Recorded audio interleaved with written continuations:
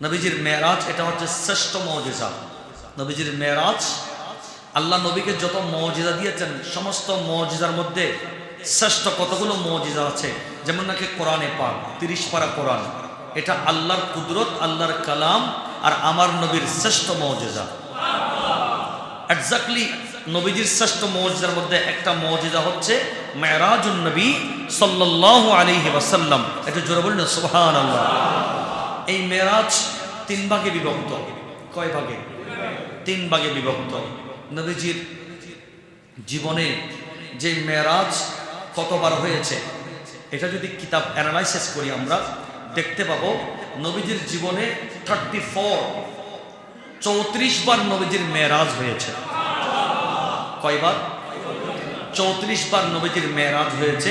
33 বার হয়েছে নবীজির মেরাজ স্বপ্নে, আর একবার হয়েছে নবীজির মেরাজ সশরীরে। যে মেরাজের কথা আমরা বলি ওটা হচ্ছে ওই সশরীরে মেরাজের কথা। এখন তাহলে নবীজির মেরাজ জীবনে কয়বার?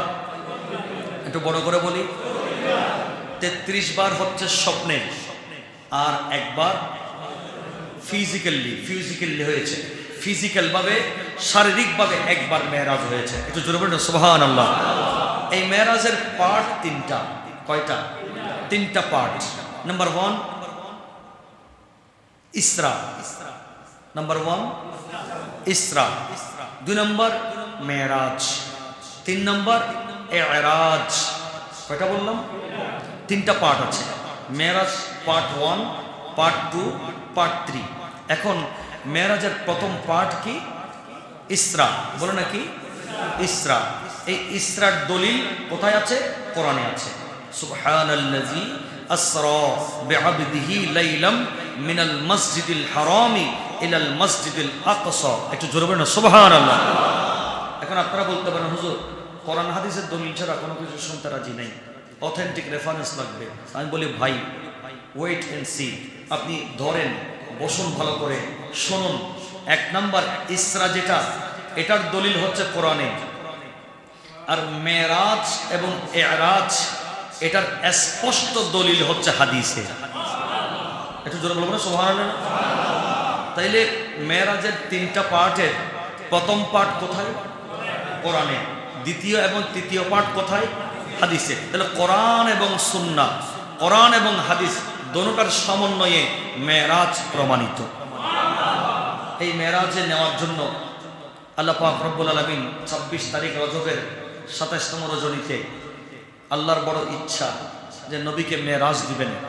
তো জিবরিলকে ডাকলেন, ও জিবরিল যাও 70,000 ফেরেশতা নিয়ে জান্নাত থেকে একটা বোরাক নিয়ে, নূরানি ড্রেস নিয়ে আসমানকে সবাইকে বলো সাজিয়ে ফেলতে, জান্নাতকে সাজাতে বলো।